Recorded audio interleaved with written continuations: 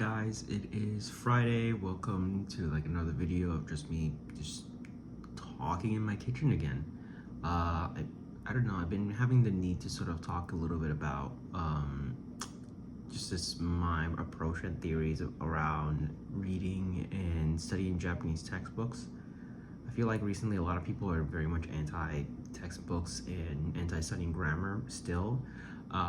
Even though I've been noticing a shift in the conversation within language learning community, that they're very much like a bit of a pushback against the idea of comprehensible input and instead of using more explicit learning meaning that you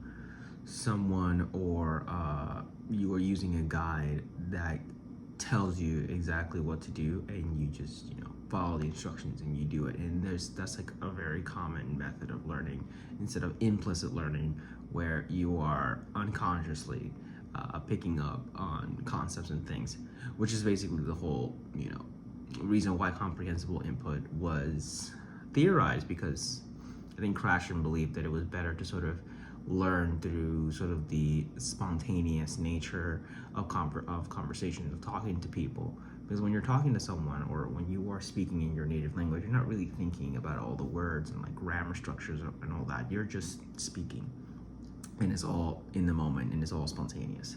So I think that's why Krashen developed comprehensible input, to sort of make it possible for somebody to learn unconsciously. And there's like a lot of theories and sort of debate over what you learn explicitly and what you learn implicitly are sort of two different paths. But I don't know how much this is true, but some writings believe that those two knowledges, like the knowledge you gain implicitly and the knowledge you gain explicitly, does not overlap. Like they're completely different, separate from each other. And it's like two different skills, which is very true if you're someone like me, for example, who is mainly studying from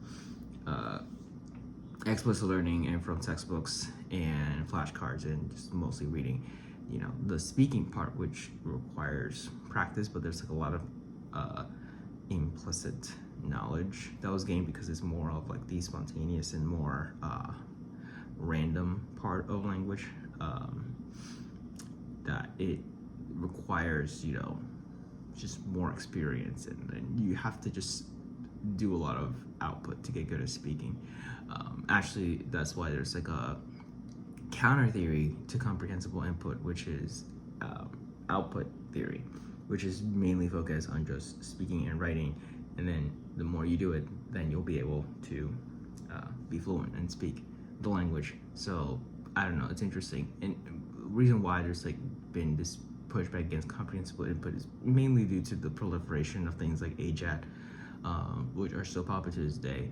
And there's a thing on the internet right now where it's like people don't realize that if you are following a YouTuber for whatever language, and if they're really good at that language, they're very proficient, they speak super fluently, and they're just very knowledgeable about the language, that doesn't necessarily mean they're good at teaching you the language.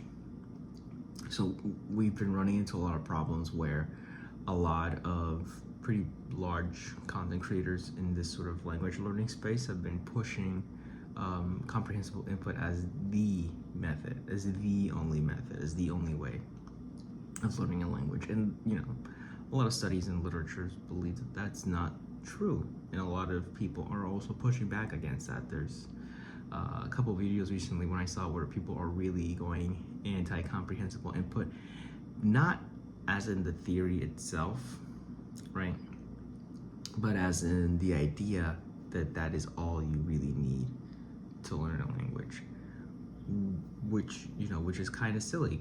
How do you, it's kind of silly to just use comprehensible input, right?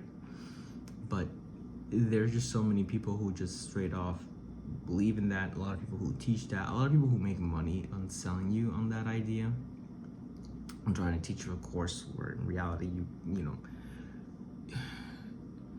it's not like a scam where you won't learn anything. You will learn a lot, but the problem with just using comprehensible input by itself is that it takes far longer to just learn the entire language by listening to it than it is to explicit learning. By learning the grammar structure and learning like the concept of the language, learning vocabulary, that requires explicit learning. It requires things like flashcards, requires things like, a little bit of rote memorization. Rote memorization is also limited, but it's still like useful tools to get into it. I believe it's actually kind of better to just learn,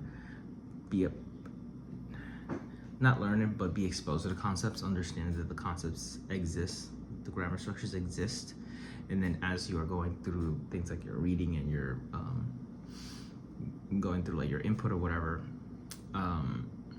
you'll encounter them, and that's how you kind of through repetition and through constantly being exposed to it over and over, that will start forming neurological connections, and then you'll start to really, okay, I remember this sort of grammatical structure has appeared multiple times in different contexts. I sort of, I get it, what they're, it helps. And there is this other video that I watched where this YouTuber was sort of talking about how comprehensible input is sort of lacking more of like a scientific principle. Like it's not falsifiable. The data isn't really able to measure. How do you measure when someone learns implicitly versus explicitly, which is very difficult to prove, even though a lot of scientists are sort of working on that. So it's interesting how people are just sort of taking this concept and sort of pulling it apart.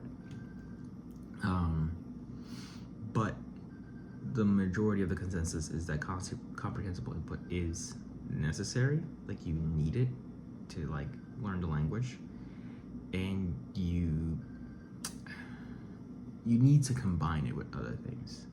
So it's not just comprehensible input, it's comprehensible input plus explicit learning plus having someone there to sort of